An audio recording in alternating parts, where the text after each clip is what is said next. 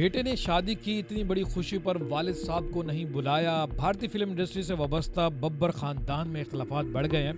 बेटे प्रतीक बब्बर ने वालिद राज बब्बर को शादी पर क्यों मदऊ नहीं किया। आज की वीडियो में आप जानेंगे तो आपको पता चलेगा कि बेटा भी इस तरह से कर सकता है। अगर आप हमारे चैनल पर न्यू हैं तो चैनल को लाइक और सब्सक्राइब जरूर करें। इस टाइम आप देख रहे हैं शहजाद हुसैन SHTV।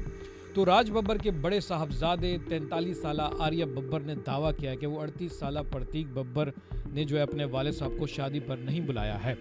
और भारतीय मीडिया रिपोर्ट के मुताबिक प्रतीक बब्बर ने जुम्मे को 34 साल अदाकारा प्रिया बनर्जी से शादी की है, जिस पर उनके बड़े भाई आर्यन बब्बर ने रद्द-ए-अमल दिया है कि प्रतीक बब्बर की शादी ने नया तनाज़ा खड़ा कर दिया। और उन्होंने ये भी बताया कि प्रिया बनर्जी से शादी की, लेकिन इसमें वालिद को मदऊ तक नहीं किया गया है, जिस पर आर्या बब्बर ने मायूसी और उलझन के मिले जुले रवैये का भी इजहार किया है।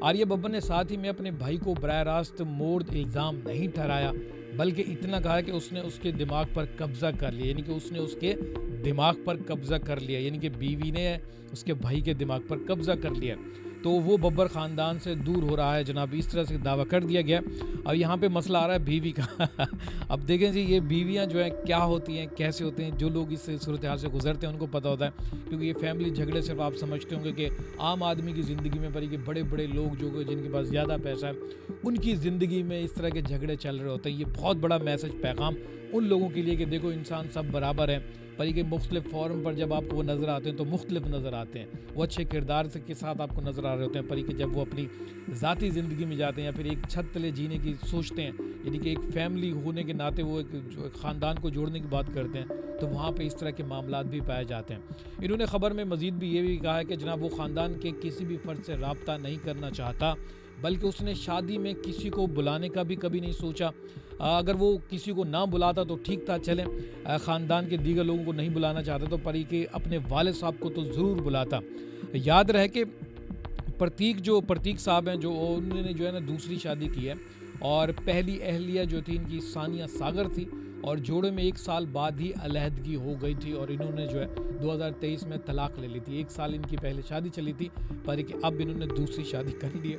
अब ये दावा किया जा रहा है दूसरे इनके ख़ानदान की तरफ से कि बीवी ने जो है एक लड़के के दिमाग को काबिज़ कर लिया और इसी तरह से वो अपने ख़ानदान से भी मिलने नहीं दे रही। बहुत सारे दुनिया के अंदर इंसान पाए जाते हैं, वो सोचते हैं कि कोई भी कहीं पे भी अगर कोई वो अपनी बेटी भी आते हैं या कुछ करते हैं तो वो सोचते हैं कि ना तो लड़के का यानी कि लड़के की बहन होनी चाहिए, ना तो ख़ानदान होना चाहिए, पर कि जनाब उस चीज़ को हम दाद देते हैं जिन्होंने इस लड़के के साथ शादी की और उन्होंने जीते जी इनके ख़ानदान को किल कर दिया, उन लोगों को किल किया जिनका बड़ा नाम है फिल्म इंडस्ट्री के अंदर। तो इस तरह के भी वाक़यात होते हैं, तो आप भी अपने दिल थाम लें भाई, आप अकेले नहीं हैं दर्द से गुजर रहे, पर कि बाकी लोग भी गुजरते हैं। अगर आज की वीडियो आपको ज़रा हंसी मजाक और फ़न के हवाले से बड़ी अच्छी लगी तो जाते जाते हमारे चैनल को लाइक और सब्सक्राइब ज़रूर कीजिएगा।